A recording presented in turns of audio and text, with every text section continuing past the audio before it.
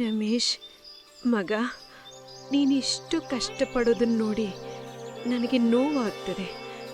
ಆದರೂ ನಮ್ಮ ಜೀವನಕ್ಕೆ ಬೇರೆ ದಾರಿ ಇಲ್ಲ. ಬೇಗ ಹೋಗು ಮಗ, ಸೂರ್ಯೋದಯ ಆಗಿದೆ. ಅಮ್ಮ, ನೀನು ಚಿಂತಿಸಬೇಡ. ನಿನ್ನಿಗಾಗಿ ನಾನು ಏನಾದರೂ ಮಾಡ್ತೀನಿ. ಒಂದು ದಿನ ನಮ್ಮ ಜೀವನ ಖಂಡಿತ ಬದಲಾಗುತ್ತದೆ.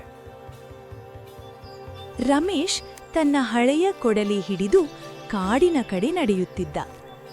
ಅವನ ಕಾಲುಗಳು ದಣಿದಿದ್ದರೂ ಅವನ ಮನಸ್ಸು ಆಶೆಯಿಂದ ತುಂಬಿತ್ತು.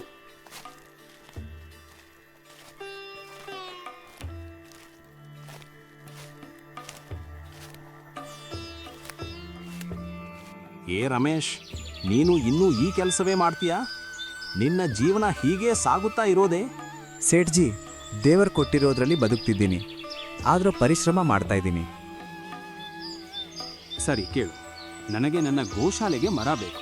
ನೀನು ಸರಿಯಾಗಿ ಕೆಲಸ ಮಾಡಿದ್ರೆ ನಾನು ಚೆನ್ನಾಗಿ ಹಣ ಕೊಡ್ತೀನಿ. ಧನ್ಯವಾದ ಸೇಠ್ಜಿ. ನಾನು ನನ್ನ ಸಂಪೂರ್ಣ ಶ್ರಮ ಹಾಕ್ತೀನಿ. ಏನಾಯ್ತು ಮಗ, ಇಂದು ಮುಖದಲ್ಲಿ ಸಂತೋಷ ಕಾಣುತ್ತಿದೆ. ಅಮ್ಮ, ದೇವರು ನಮಗೆ ಅವಕಾಶ ಕೊಟ್ಟಿದ್ದಾರೆ. ಇನ್ನೂ ಕೆಲವು ದಿನಗಳಲ್ಲಿ ನಮ್ಮ ಜೀವನ ಸುಧಾರಿಸಬಹುದು.